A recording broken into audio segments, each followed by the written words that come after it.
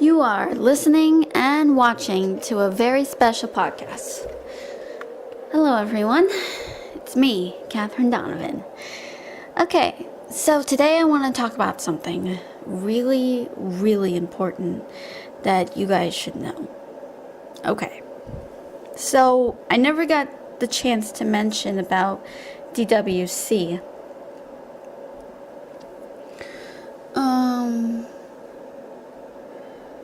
I just want to let you guys know that, you're trying to figure out, what is DWC, Doppelwalker City, what is supposed to represent in the city, the agency is located in that city. Let me give you a few examples where I got the inspiration from. Okay, so DWC is inspired by 3 different fictional parts of media when it comes to cities. Let me give you these 3 inspirations I got these from. Okay, first off is Gotham City. Yes, Batman's Gotham City. I don't know, I know it's not a really safe place to be, but compare Gotham City tonight to Superman's Metropolis City, which Metropolis seems like daytime. Strange, isn't it? But anyway.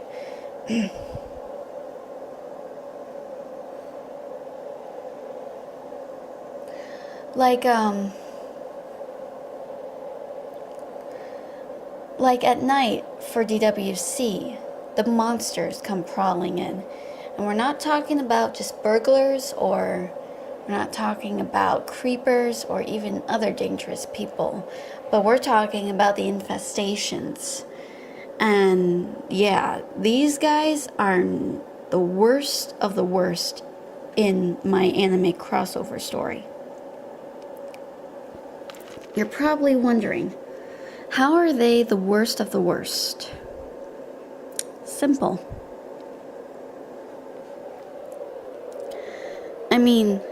Sure, they got claws and teeth, but they can come out at any time, not just at night, but also at day, and nobody would even expect it.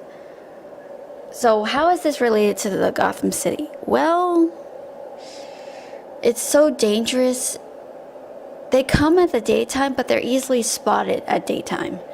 But at night, they can swiftly kill anyone that's out in the streets.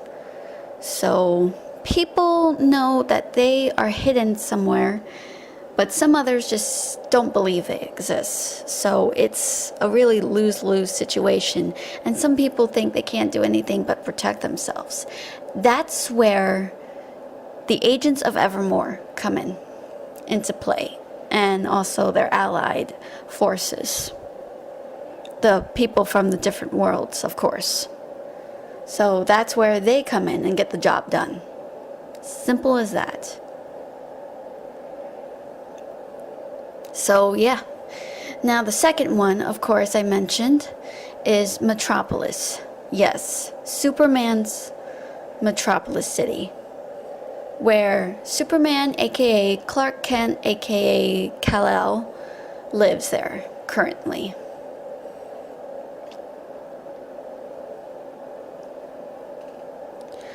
You see, it's supposed to be at the daytime.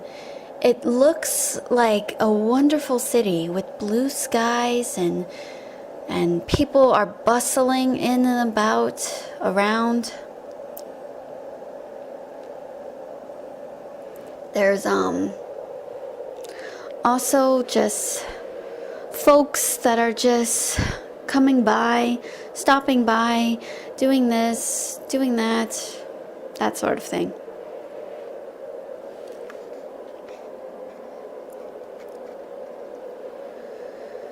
It's pretty complicated, but it seems like a nice place, but underneath it's really not. There are a lot of enemies out there and a lot of people you really don't want to mess with.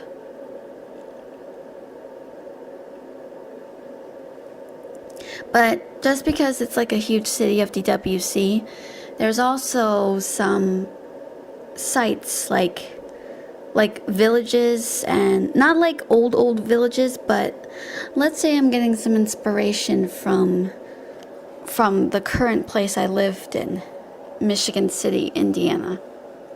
Kind of based around that part of where I live. Yeah, so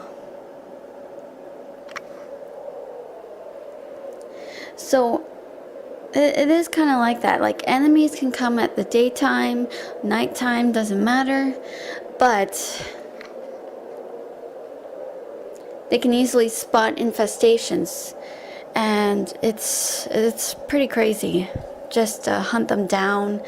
It's like piece of cake. But also, there is also the night shift where you gotta track them down. And there's like also the Nevermore agents. I mean, even though there aren't a lot of them left, still there are some that really need to be taken down, because they are bigots and they are evil compared to Evermore.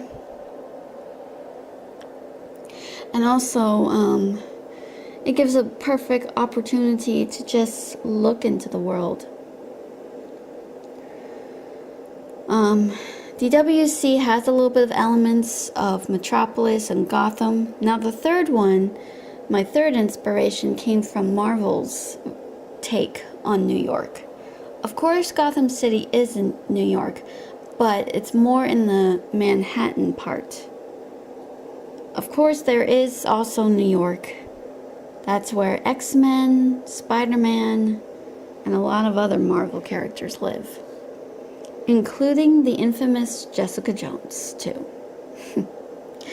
And also Luke Cage, Iron Fist, and of course, Hell's Kitchen's demon, Daredevil. Okay, he's not really a demon, but some people call him the devil of Hell's Kitchen. He's not really a devil, even though he dresses up like one, but hey, he gets the job done. Also, the reason why I'm comparing this is because you don't know what kind of enemies you would come across in DWC. Kind of like in Marvel.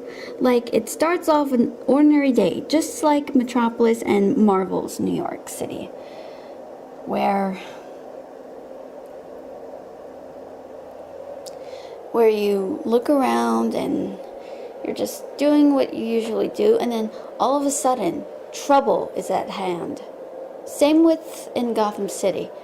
You can look from the skyline and see there's danger ahead, or you can look on the streets and see danger coming around the corner like any other day.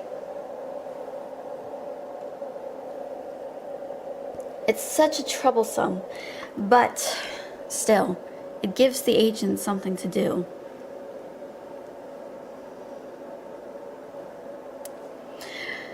Despite the peaceful city and the monsters around, the agents of Evermore get the job done. They really know how to handle things.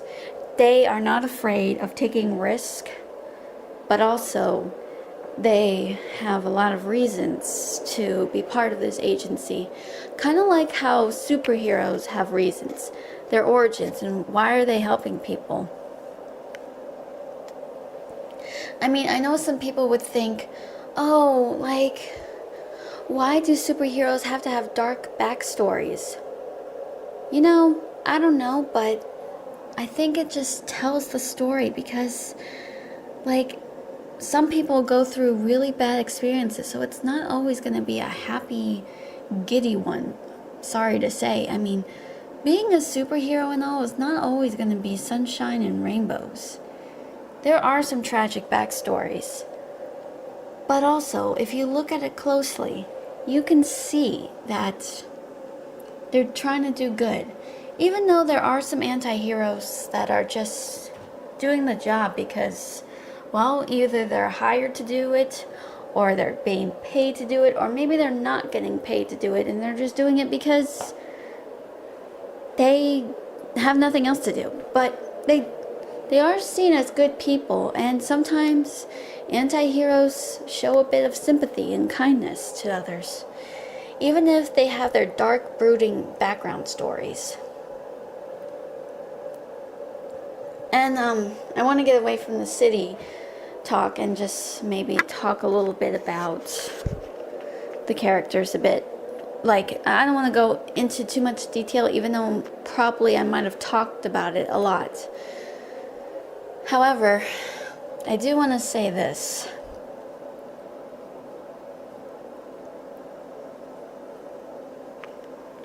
Just one simple thing I really want to say.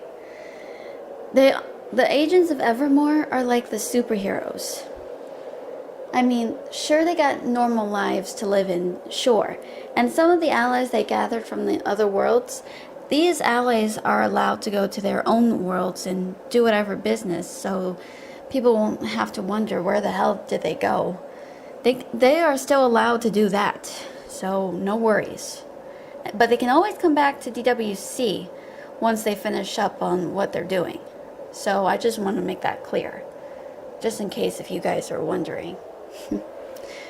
But also, I'm talking about the original characters like Burr, Devlin, Chloe, those people.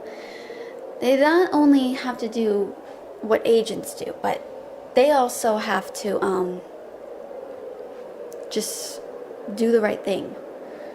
Also, they have normal lives, they have families, or okay, yeah, and some of the background stories, they don't have any families left, but they do have friendship.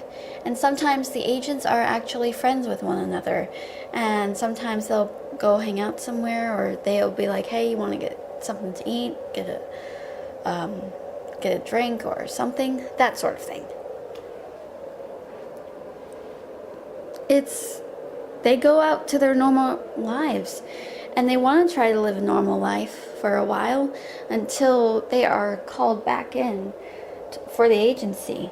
And the only difference with these agents is they don't dress up in costume like superheroes, but they do wear a sense of style. And I'm going to be mentioning that in another podcast episode. So that's all you need to know. So DWC is like a combination of Marvel's New York City and also Metropolis from Superman and Batman's Gotham City. All in a combination. And I'll be talking more because I haven't really explained much. And honestly, sometimes when I do a story, I never think about the cities, and I kind of feel bad. When I narrate something, I always forget the cities and also the description of people and this and that. And I totally don't think about that. I just only care about the names, the people, and everyone else. That's what matters to me, and I totally forget about that. And that is one of the most flawed things I think about. I really don't think about when I'm writing. And that's something I really have to work on. And there are some plot points that need to have something to fill in the blanks and be like, okay, what is this? What is this? It's kind of confusing. And that's where I have to maybe fix it and also find out, like, what am I missing? It's really complex. So, yeah. And also, so yeah, that's it. That's all I want to say. So what do you guys think? Do you like these ideas? Are you still getting a clear head? Do you need any more explanation? Do you have anything else you want me to explain about? Let me know in the comments below. Thank you so much for listening and watching. See you next time.